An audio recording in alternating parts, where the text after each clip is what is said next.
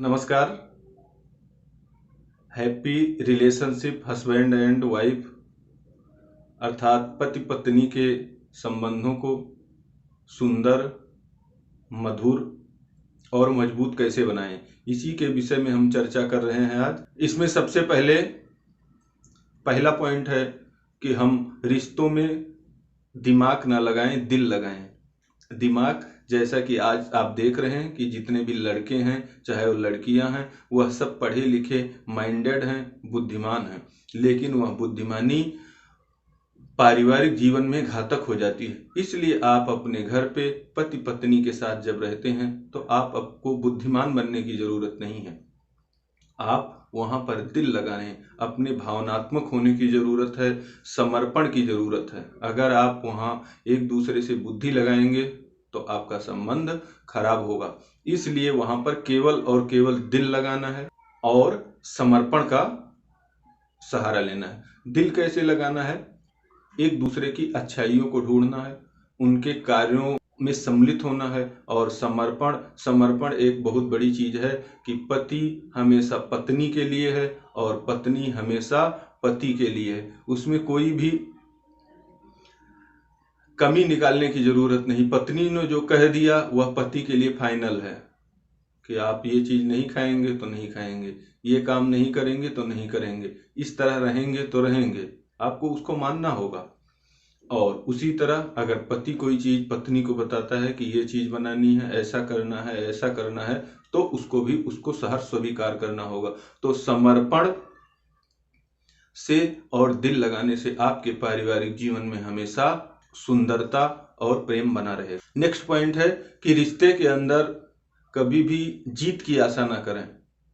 मतलब अगर दो पति पत्नी हैं तो उसमें किसी की जीत, वो सोचता है मेरी बात ऊपर रहे, वो सोचेगा मेरी बात ऊपर रहे, मैं जीत जाऊं, तो ये चीजें पारिवारिक जीवन में बड़ी घातक हो जाती हैं।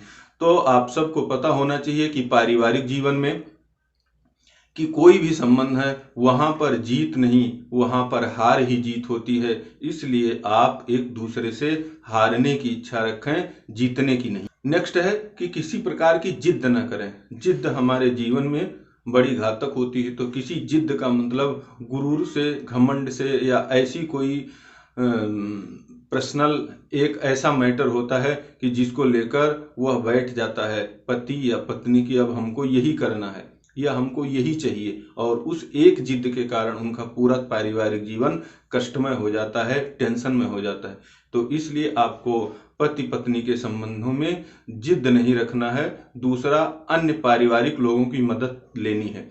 अगर आपके परिवार में बाकी सदस्य हैं तो उनकी भी राय लेना है, उनकी भी मदद कर लेनी है।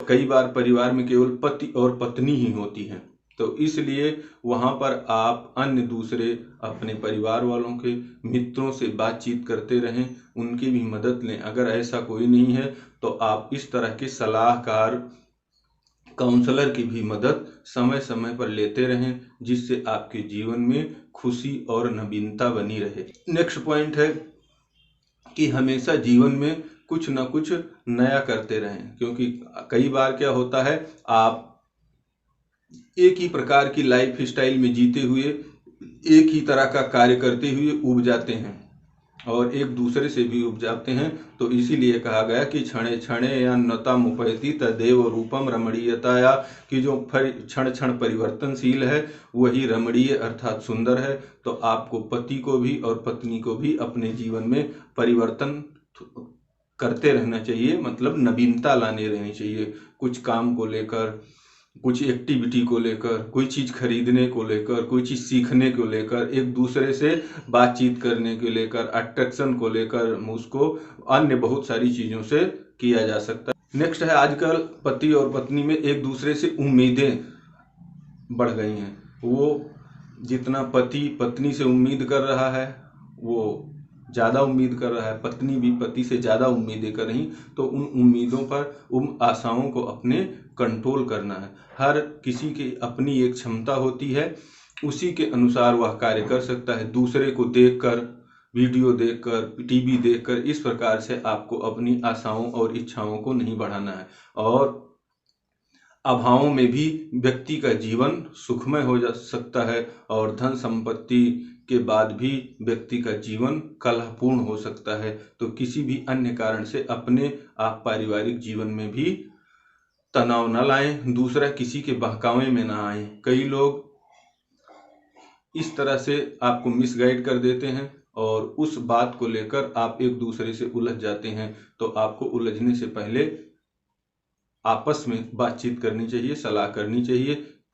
एक अभी लास्ट पॉइंट है, सबसे महत्वपूर्ण जो है कि हम अपने संबंधों में नेचुरलिटी लाएं। जैसे आप सब ने सुना होगा कि पति पत्नी का संबंध 7 जन्मों का संबंध है। यह क्यों है? यह ऋषियों महर्षियों ने आपके जीवन में नेचुरलिटी लाने के लिए इस सिद्धांत का प्रतिपादन किया था। जैसे आप देखते हैं कि आपके पति पत्नी के अलावा और जितने भी संबंध होते हैं, चाहे वह माता पिता हैं, चाहे वह भाई हैं, बहन हैं, या अन्य कोई भी संबंध जो है, पुत्र हैं, पुत्री हैं, वह सब नेचुरल हैं। वह ईश्वर के द्वारा बनाए जाते हैं, इसलिए वह कभी टूटते नहीं हैं।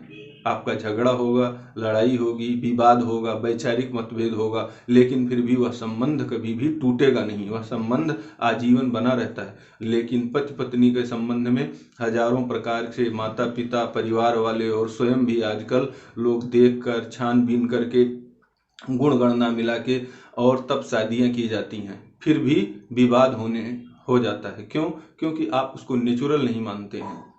एक बार शादी हो गई, बस हो गई, फाइनल है, अब उसमें कोई कमेंट की जरूरत नहीं है। जब आप यह सोच लेंगे और आप अपने लाइफ पार्टनर को, जीवन साथी को, पति या पत्नी को अंतरात्मा से स्वीकार कर लेंगे, दिल से स्वीकार कर लेंगे, तो उसके अंदर आपको कमियां नजर नहीं आएंगी। और अगर कोई कमी है भी तो भी आप उसको स्वीकार कर लेंगे। जैसे अन्य संबंधों में भी कमियां होती हैं, लेकिन व्यक्ति उनको स्वीकार कर लेता है, उसी तरह एक दूसरे की कमी को भी आप सहस्र स्वीकार कर लेंगे।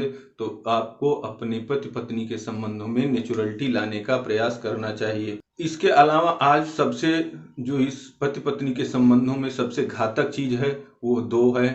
एक तो एक्स्ट्रा लव अफेयर और दूसरा नशे या शराब इत्यादि का सेवन। यह पारिवारिक जीवन के सबसे कड़वे पक्ष हैं और यह दोनों चीजें होने पर उस व्यक्ति का पारिवारिक जीवन कलहमय हो ही जाता है। अगर टूटने से बच भी जाता है तो भी उनका जीवन आजीवन कलहमय बना रहता है।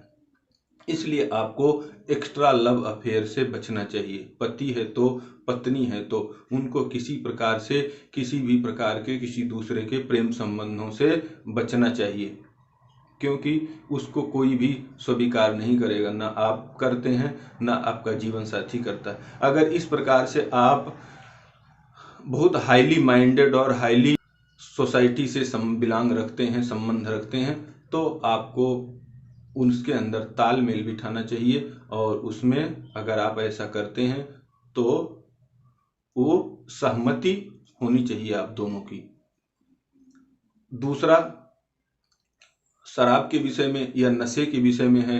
आजकल नशा या शराब का इस्तेमाल जीवन को तबाह कर देता है और यह आज के दिन में फैशन है। तो इस फैशन से आपको बचना चाहिए। जहाँ तक मेरा मानना है कि कोई भी व्यक्ति नॉर्मली कोई नशे का इस्तेमाल कर सकता है, लेकिन जब वह अपने पत्नी और बच्चों के साथ हंसी खुशी वाले भरे पूरे परिवार में जाता है, तब अगर वह नशा करके और नशे में धुत होकर जाता है तो यह उसके लिए भी और उस परिवार के लिए बड़ी चिंता और दुर्भाग्य का विषय है।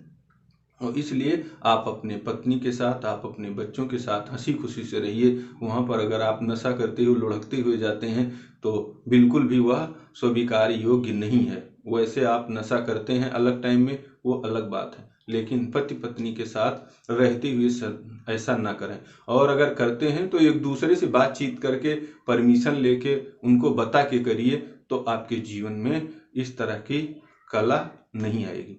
तो ये कुछ ऐसे पॉइंट थे जिनको हमने कवर किया है कि आज की परिस्थिति में आप अपने वैवाहिक जीवन को अच्छा और सुखमय बना सकते हैं।